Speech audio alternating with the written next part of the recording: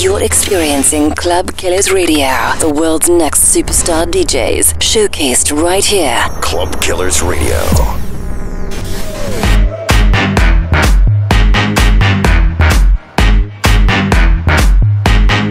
It's Club 985 After Hours, 98.5 KOUC. Club Killers Radio, Young John Q and DJ CO1 with the one and only Steve Aoki, of course. What's up? You've been so busy, man. All over. I follow you on Instagram. One moment you're Japan, the next moment I can't even keep up.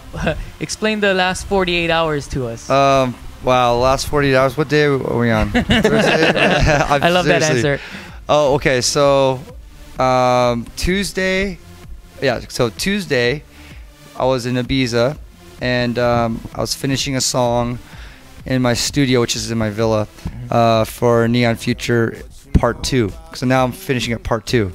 It's a song I did with Tony Jr., so he came out and we finished that song. We actually ended up writing another song, a club record.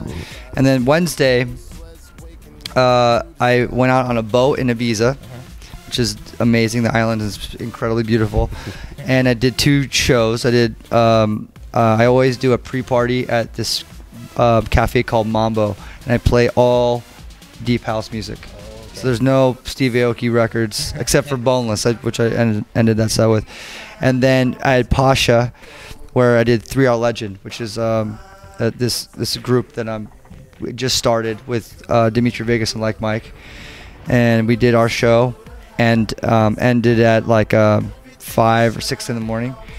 And then had a 7 a.m. flight. So left directly from Pasha and Ibiza to the airport and landed here in Las Vegas like 2 hours ago.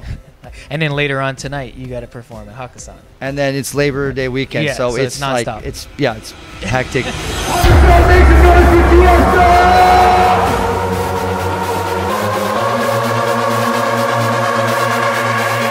You play like all these huge festivals, Tomorrowland, EDC, and all that. Do you remember like your first gig, like what the style of music you were playing, the crowd, the vibe of the venue? Like your first gig, was it? My first gig? Yeah. My first gig? Yeah, your first gig. Playing in front of people. Not like a festival, not as Steve Aoki. My first gig. The first gig. Okay, my first gig was at. What was the equipment you were remember. using? Okay, it was the first time I ever DJ. Was my first gig. Okay.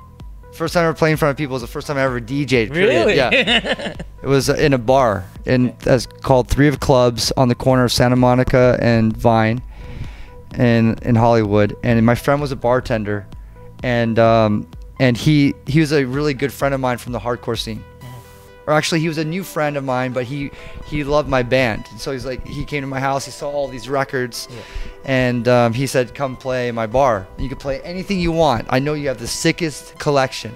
And I didn't have any hip-hop, really, or dance records. It was all punk, screaming, weird music, and like obscure, like no wave, and just bizarre music. Yeah.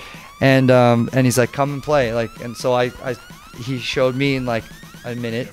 It's like you press on this techniques you press play here, and then when the song ends, you push it to the right, the fader, and then you press play on this side.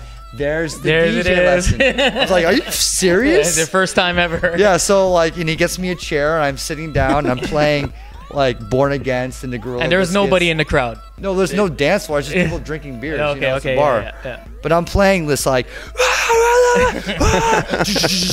Minor Threat and like Use It Today, and I'm just like having a blast, singing along to like I'm playing in my bedroom. Like this is fucking cool. And then everyone's like drinking beers, like looking over in the corner. This Asian guy like making the most annoying music that they've ever heard. Like get me the fuck out of this bar.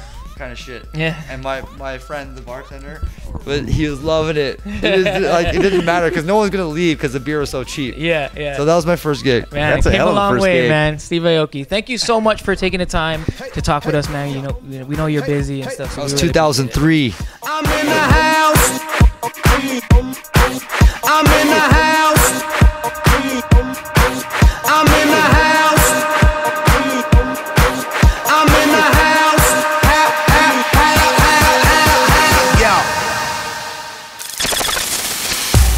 This has been a ClubKillers.com presentation.